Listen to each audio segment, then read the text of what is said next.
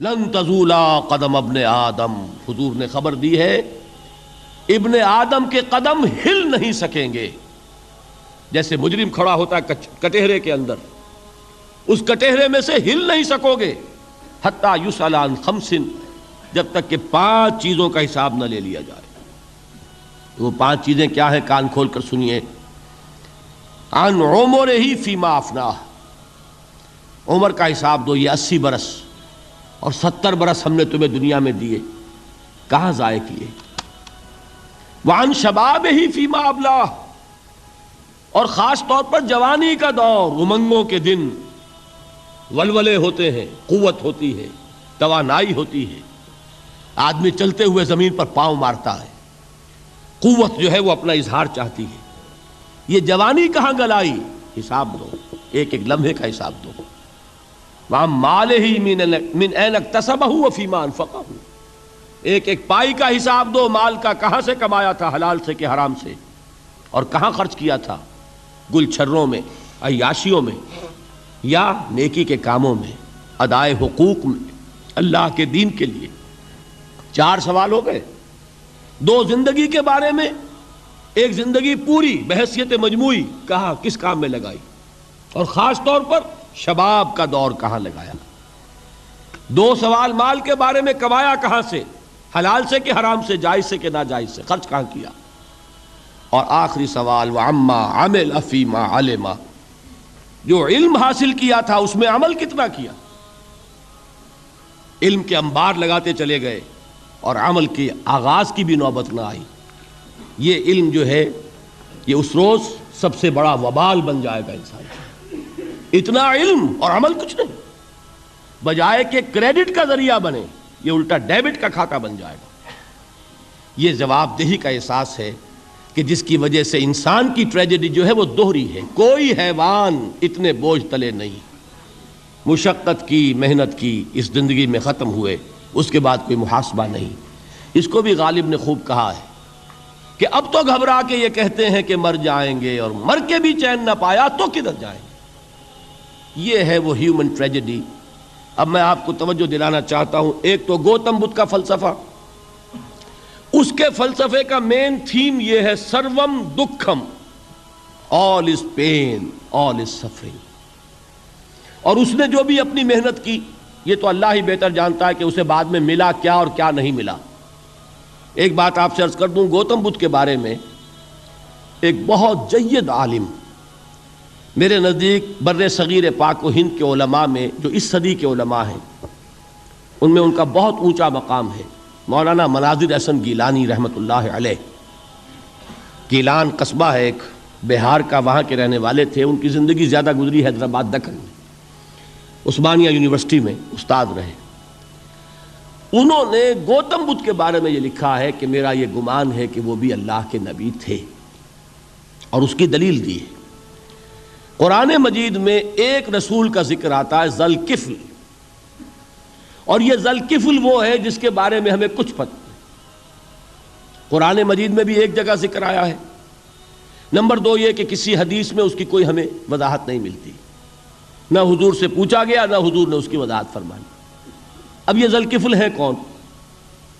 تورات میں جو نبیوں کے نام آتے ہیں ان میں سے کسی نبی کا نام ذوالکفل کے آس پاس نہیں بنتا کہ یہ سمجھا جائے کہ یہ اس نام کی بگڑی ہوئی یا بدلی ہوئی شکل بن گئی ہے.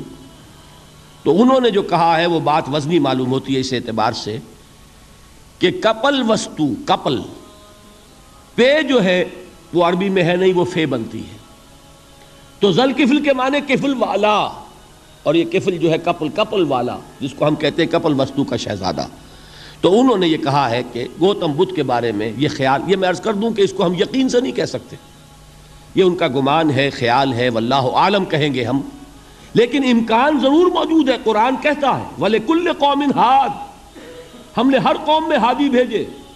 وَإِن مِّن قَرْيَةٍ إِلَّا خَلَا فِيهَا نَذِيرٌ، کوئی بستی ایسی نہیں دنیا میں جس میں کوئی نہ کوئی خبردار کرنے والا نہ آیا ہو. تو یہ ممکن نہیں ہے کہ وہاں نبی نہ آئے ہوں، لیکن ان کی تعلیمات اتنی بدل گئی ہیں کہ ہم ان کو پہچان نہیں سکتے.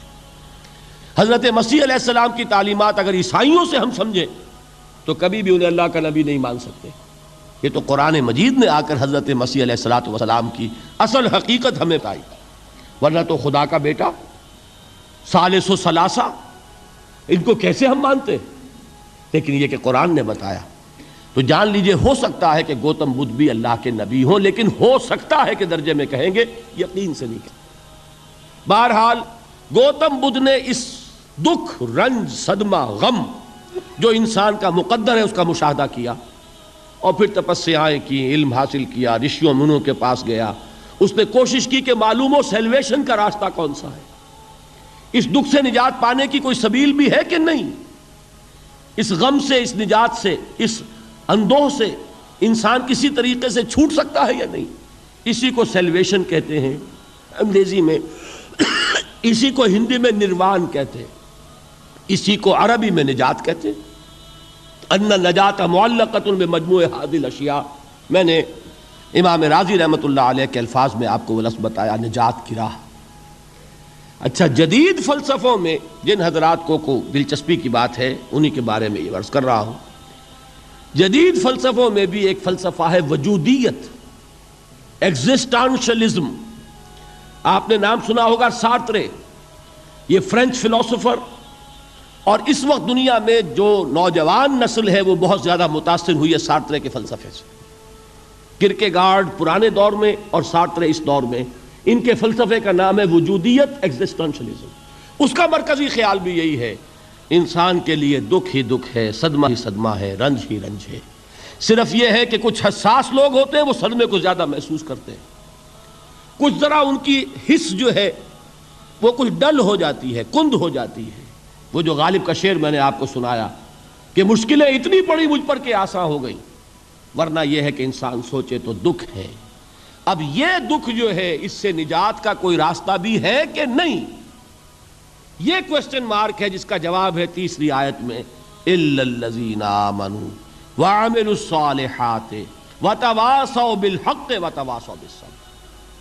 جو ایک نا امیدی کی کیفیت طاری ہوتی ہے، والعصر ان الانسان لفی خسر، زمانے کی قسم ہے تمام انسان برباد ہونے والے ہیں، تباہی میں ہیں، گھاٹے میں ہیں، ٹوٹے میں ہیں۔ اس سے جو ایک مایوس کن صورتحال سامنے آتی ہے، اس مایوسی سے نجات دلانے والی آیت ہے تیسری آیت۔